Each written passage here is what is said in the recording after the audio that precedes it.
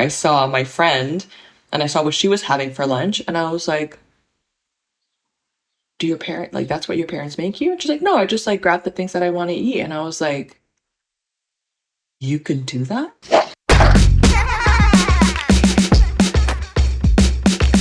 Hello and welcome to the School Lunch Program, a show where we talk about what was for lunch, what is for lunch, and what will be for lunch.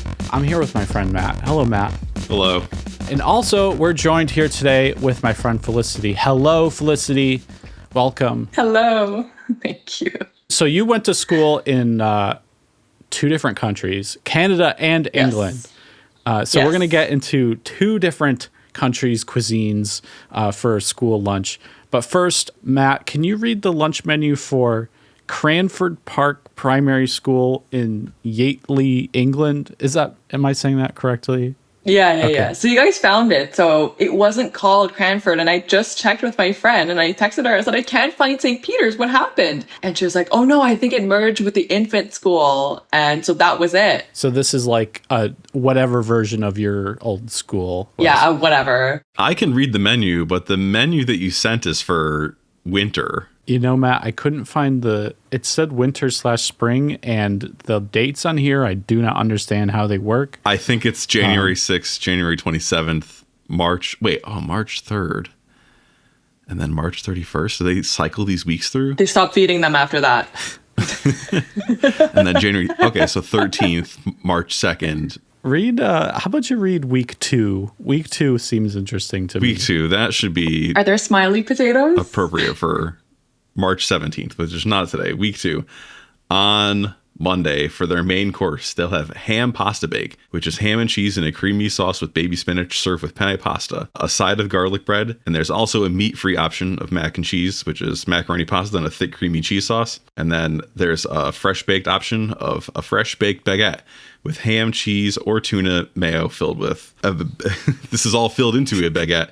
And then you can fill your boots from the salad bar. Is that what it says? There's also a daily hot pasta bar and an oven-baked jacket potato bar. And then there are desserts of the day. And then their fruit for that week will be watermelon or a pineapple wedge available instead of the dessert. On Tuesday for the main course, they'll have a hot dog, a butcher's pork sausage on a soft roll served with mini wedges and ketchup with a side of sweet corn. And the meat-free option is a veggie dog, a veggie sausage in a soft roll served with mini wedges and ketchup. They maintain the same baguette option throughout the whole week. And then on Wednesday, the main course is the Carver's roast chicken with Yorkshire pudding, ruffled skin-on roasties, roast carrots and parsnips, meaty pies, real gravy, and then the meat-free option is a roast corn QUORN filet instead of the roast chicken. On Thursday, they'll have chicken pie as their main course. That's a homemade creamy chicken pie, short crust pastry, and creamy mash with a side of green beans. And the meat-free option is a veggie pie with homemade short crust pie filled with corn mince, roast veggies and gravy, served with creamy mash. And then on Friday, the main course is fish fingers, which is crispy pollock fish fingers with crispy paprika fries and a side of baked beans. And then there's also the meat-free veggie fingers option, which is crispy veggie fingers served with crispy paprika fries. Creamy, carby. Yeah. Does any of this ring a bell for you, Felicity? No. No. So for context, I never, ever had school lunches.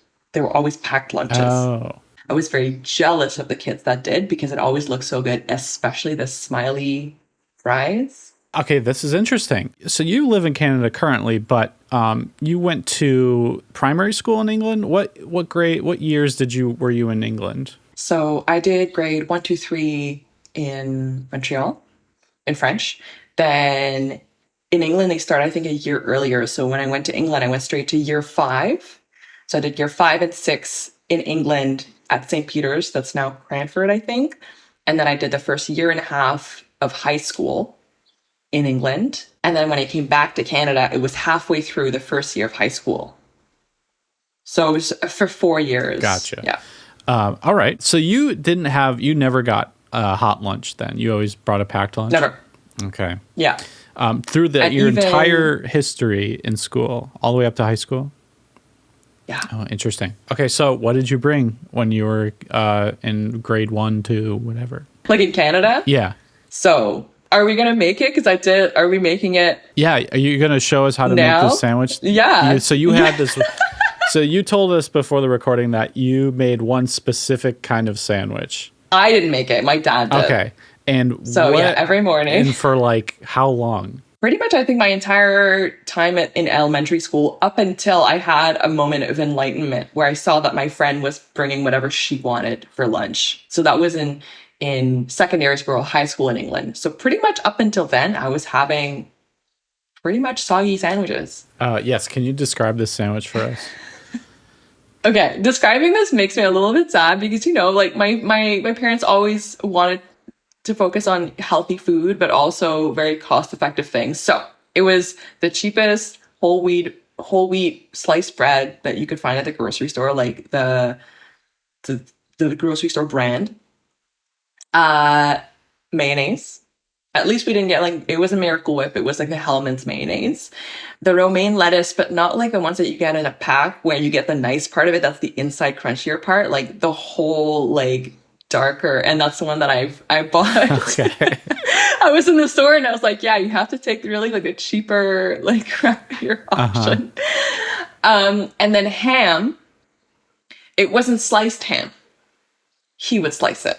Like, so not like a deli sliced ham. So like a ham, like a full ham that he cut. Well, basically. Either that he had cooked or I can't remember that detail exactly, but yeah, he would cut it. And I remember that he would cut it because it was very like thick and unevenly cut.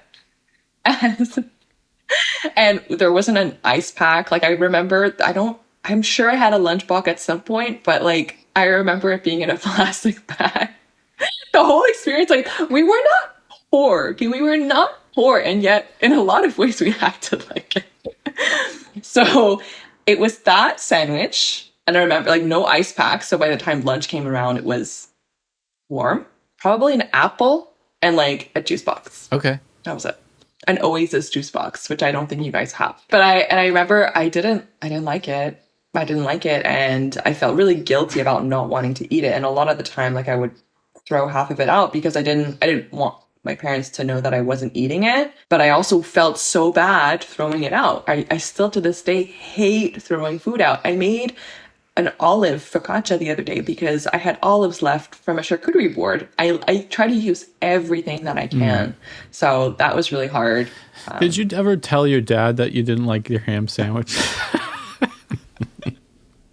I mean, I didn't really express like my needs very much. I feel like there just wasn't a lot of room. My dad used to say, this is not a restaurant. And when it came to dinner, and I get it, you have 3 kids, they all have different preferences. I get it, like, right? Yeah. But he was also a stay-at-home dad, which is, I would say, maybe more unusual than the other way around. So I don't get what the rush was all like. There was time to make things that were a little bit better, and you have options too. Like I don't remember. I think my elementary school in Canada did not have a microwave. I don't remember there being a microwave. I don't remember ever having a microwave in our school. Do you, Matt? I don't think there was one like accessible to students. Yeah. Trying to think of like the first time I saw a microwave in like a public space that had a no fish sign on it. And I think that might have been like in a classroom in high school. Like one of our teachers might have had a microwave. Classroom, no fish. Yeah. Well, the idea is that you don't want to like make the whole place of business smell fishy. So should we make this sandwich now? You show us how to make this. Yeah. All right. So Matt and we got this ingredient list beforehand. So we bought some whole wheat bread, some ham, some mayonnaise, and some. Did you find like a whole ham? A piece of ham, or did you get sliced? I just bought some deli ham. Yeah, I have sliced deli ham, but I did buy the cheapest store brand stuff, and then I have romaine hearts. Okay. So I have fancy. See, that's too good. Yeah. All right, so I'll go get my stuff, me too, and then we'll set up. I'll bring my cutting board. Yeah. Okay. All right, so I got this. I just got this Black Forest uncured smoked ham. Almost the same. This isn't it. And that's a real ham. Yeah. Oh. But this is this is what they have in the deli, and they just slice it for you, right? Yeah, So, right. yeah. Okay. I didn't think I was going to be able to find it in the grocery store, but I did. Yeah, I so. don't think I would have been able to find that. And then here's just some regular Arnold's Yes, that's... whole wheat. Okay, good.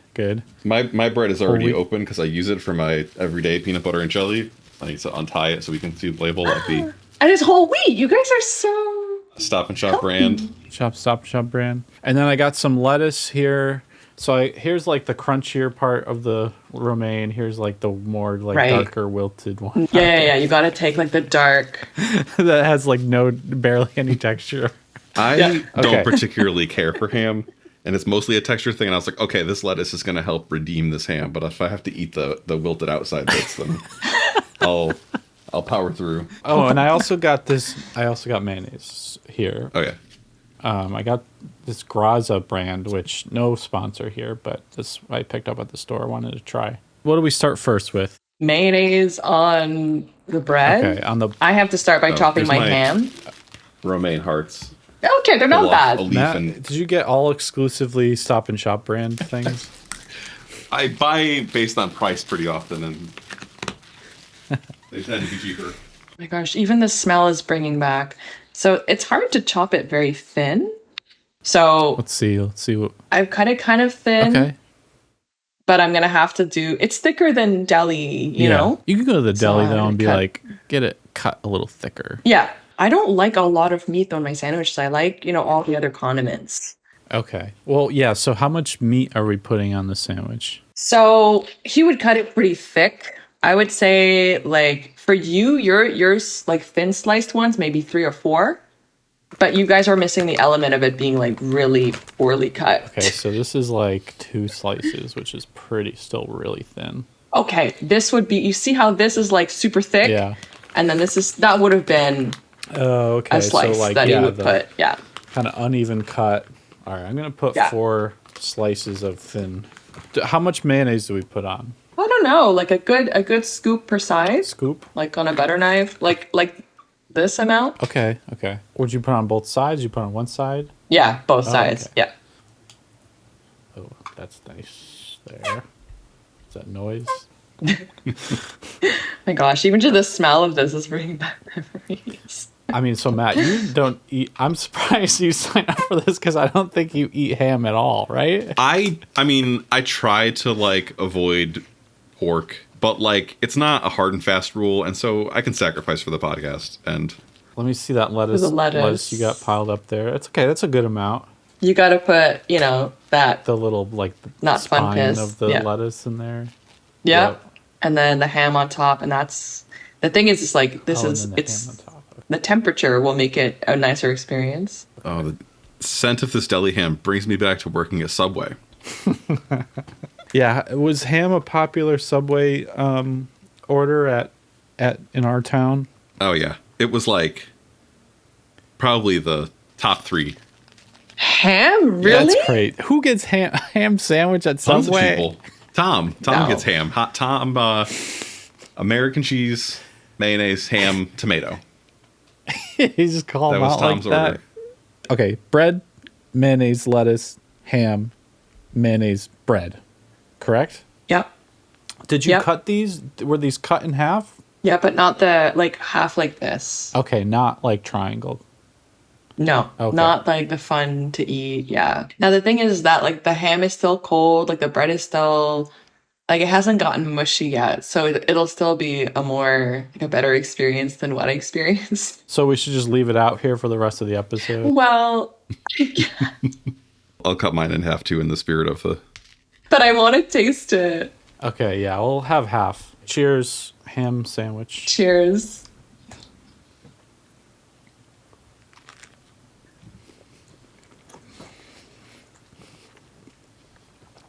No cheese, huh? What do you think, Matt? The lettuce does help with the texture of the ham. I miss cheese in it. It's fine, but Had it been cheese, it might have been the Kraft singles. Like, I don't know. We're actually having lunch together. It's the first time I think we did that on the show. So did the other kids, they saw you had a ham sandwich every day. Did they ever remark upon this? No, I would say, yeah, I don't remember any kids commenting on my sandwich, like, or my lunch at any point. I remember like seeing their lunches and seeing like Dunkaroos. Do you guys have Dunkaroos? Mm-hmm. I'm gonna add some cheese. Dunkaroos. Oh, Matt's gonna plus it up a little. Suffering. He's just like, I can't eat this without cheese. Well, it's not super tasty now, freshly made. You know, imagine hours You later. gotta let it sit. And, like, You gotta let it soak in itself. In its own, yeah. Lunch was like something that I just wanted to get over with because I never looked forward to it. The same sandwich again that I wasn't going to enjoy. And then I just wanted to get outside and go play and do something. I was pretty sporty, I would say, in elementary school in Canada. But no, I don't have a lot of memory because moving to another country is also pretty traumatic, or can be. And so I don't remember very much from that time. Okay. You know, Matt, something we haven't really talked about on this show yet is after lunch, we went to recess. And that is like a big part of like the break from lunch is like after you eat your food, you go outside and run around. Mm-hmm. I assume you had the same, Felicity. Yeah, I think so. There must have been, because lunchtime, like part of it is going to do stuff outside. So yes, I guess I'm assuming lunch was first and then you would go. Mm-hmm. I remember also there was a lot of kids would bring ramen packs and just tear the ramen spice and just put it in and eat it like that, like out in the schoolyard as a snack. Wait, what? Like dry ramen? Instant ramen. Yeah, dry ramen. Take the little like seasoning packet, put it inside, shake it up, and then eat it like that. Oh, like just like chips, yeah, kind of. Yeah, I've never heard of that before. Yeah, yeah. So that was a thing, and then and playing outside and in the winter in the snow and building forts and stuff like that, and having snowball fights. Do you remember what other things kids were eating when you were at lunch? Well, you had your ham sandwich. Kids either brought or ordered at the cafeteria? In elementary school in Canada, I don't think there was a cafeteria. I think there might have been like a school pack that you could get, because I remember them having the little like chocolate milk, the little cartons. So I think they might have had options where kids could buy school lunches, but I don't have a lot of memory with regards to that. But yes, I do remember other kids had a lot more junk, like Dunkaroos. I don't know if bear paws were a thing at the time, but like little cakes and things like that. They might have had sandwiches, but it wasn't mine. It would have been the white bread with the bologna and with cheese and like an actually not super healthy but tasty sandwich, or like a peanut butter jelly sandwich. I know my dad would make that for my brothers, but I do not like PB&J. No, do not like PB&J. No, not at all. I never liked them. It's fighting words. Maybe because they. He's like, oh, connections, get her out of here. Like, no, you're good. All preferences are legitimate. In fact, I only eat peanut butter and jelly out of convenience. But yeah, other kids, I would say just nicer sandwiches, or they might have little like veggies and dip and things like that, or they might have like, I don't know if they were called Lunchables, but there were those packed with the little crackers and the cheese and the ham that you could put together, things like that. So things are a lot more appealing to kids. And I think I was just focused on like the guilt that I felt that I didn't want to eat my sandwich. But even like going over to friends' houses, you would open the cupboard and like glory Oreos, Pop-Tarts, like pop. At home, we did not have pop. It was water, milk, or like that frozen orange juice concentrate. Mm-hmm. I make it sound horrible. I'm like, my parents made sure that we didn't eat crap. Yeah. Like, we ate very well. Did you have the ham sandwich in Canada and in England? Yes. Oh, that's so funny. They're just like, we're going to keep doing that ham sandwich thing. Yeah. Yeah. I don't think, that didn't change. Up until the moment where I saw my friend and I saw what she was having for lunch, and I was like, do your parent, like, that's what your parents make you? And she's like, no, I just like grab the things that I want to eat. And I was like, you could do that? And that's from that point on. So what she would bring for lunch, and I actually messaged her to confirm what it was like a tortilla wrap that was cut into little slices, cherry tomatoes, cheese, little like shredded cheese, an apple, and like a little chocolate bar. That was her lunch. See, that doesn't sound that much better than the ham sandwich, though. Like a tortilla with tomato and cheese, that's it? I guess, like, the appeal could be that, like, it's not the food, but the freedom to bring your own food. Yeah. Yeah, the appeal was that is what she wanted to eat. And what year was that? Like, how old were you at that point? Probably 11. It was high school in England. And that kind of woke you up a little bit. And you're like, oh, yeah, I could have something else for lunch. Yeah. So that's when I started what? making my own lunches. The same thing as her. At least tortilla wraps and maybe some cheese. So you literally, it wasn't just like, this opens up a whole world. It's like, oh, this opens up a world of tortilla, cheese, and tomato wrap.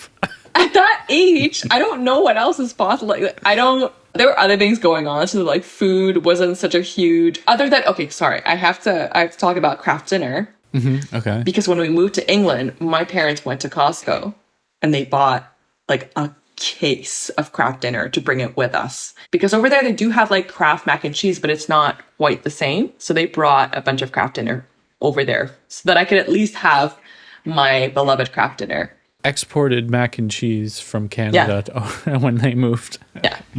Yeah. Just so I could have like at least one element of like. Oh, that's funny. That's thoughtful. Yeah. And then did you change it up after that? The tortilla and tomato and cheese? Like, did you go into high school? So I was only in high school in England for like a year and a half. So then we moved back to Canada. And I'm trying to remember what my lunches were like here. And I feel like at that point, I knew that I could make my own lunches, but I'm trying to remember what it was that I brought. I think, you know what? It was more like hot leftovers because there were microwaves. Oh. And I was like, I'm not about the sandwich business anymore. Like, I have outgrown this, please. So I would bring more of my, like, and I would microwave like leftover pasta, like a spaghetti sauce that my dad had made. And my dad's spaghetti sauce, we had a nickname for it. Okay, we called it, we called it soup-getti because it was so liquid. Okay, yeah. This is like a really... It's just so unfortunate that like he was the one in charge of the food for the most part because he was staying at home. And the skills, were a bit questionable. So, and then my mom would sometimes make like egg fried rice. So that I would bring that. I don't remember what else. I feel like it would have changed my lunch exponentially if they allowed us to reheat things in a microwave in school. I can imagine why they didn't have that. Like, I wouldn't trust a bunch of kids with one microwave. Also, like, two. Yeah. Think about the line that's going to form for the microwave. Like, I worked in like a factory setting with like, I don't know, 50 employees, and we would all take approximately the same break time. And there were times when there was a line for the microwave. Oh, really? Yeah. So, like, think about 200 kids coming in a half hour, and they all need to have their thing microwave for 2 minutes. But not every. So that's the thing. Some kids did have. So in high school in Canada, it was a private high school. So a lot of the kids were fancy, and they went to the cafeteria. And the cafeteria was, like, glorious. Like, you had different options. You had salads. You had pasta salad. You got, like, a fish option, you've got like the lasagna. It was healthy, it was good. At the very beginning, we did have like fries and burgers and things like that, but that the principal came in, and he was this guy from France who decided no more fries. Oh. That literally in a video he announced, he was like, no more fries. Wow. And I was like, no. And just it changed into like paninis and all kinds of like healthier options. So you had kids that would bring their food from home, kids who would heat them up, kids who had like cold lunches. So it wasn't that, and there was more than one microwave. Yeah. And they would split the lunch. Grades 7, 8, 9 were together, and then 10, 11 were together. Yeah. And you had multiple cafeterias. Did you have a lunchbox at this point? My gosh. So at this point, did we upgrade from the plastic bag? The plastic bag? Okay, so in high school, yes, I remember I actually got bullied about my lunch. I got bullied about everything. Like, it was bad. It was bad. I was in the trenches. From the moment I moved to England and then came back to Canada, like, I was in the trenches.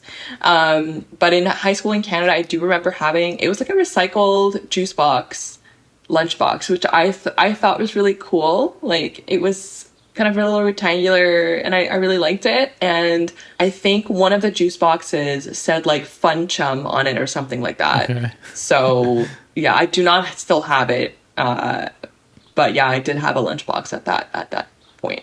Yeah. Yeah, and that was your regular thing up until you graduated. Yeah. Do you feel like that was a very social environment for you once you got into high school and back in Canada and all that? Mm-hmm. Yeah. Yeah. But even like I did have friends throughout school, and yeah, lunch was a time to chat and hang out. In elementary school, we'd go out into the yard and like do whatever kids do, run around.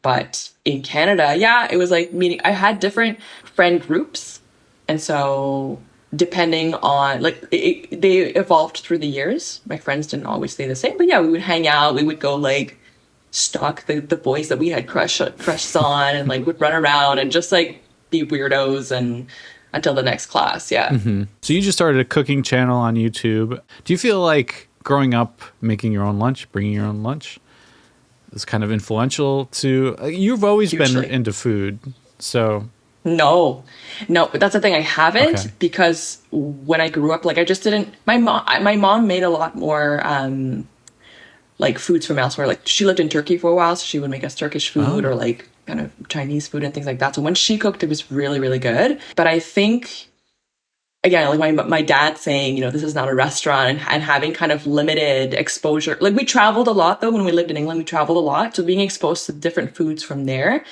I think when you're a kid, you have so many likes and dislikes and things like that. So food can be a little bit different than when you kind of grow up and grow maybe out of those things, or you're able to prep things in a way that you like them. Like this ham, I'm going to slice it and I'm going to make it into like a ham and cheese omelet, not in a soggy sandwich.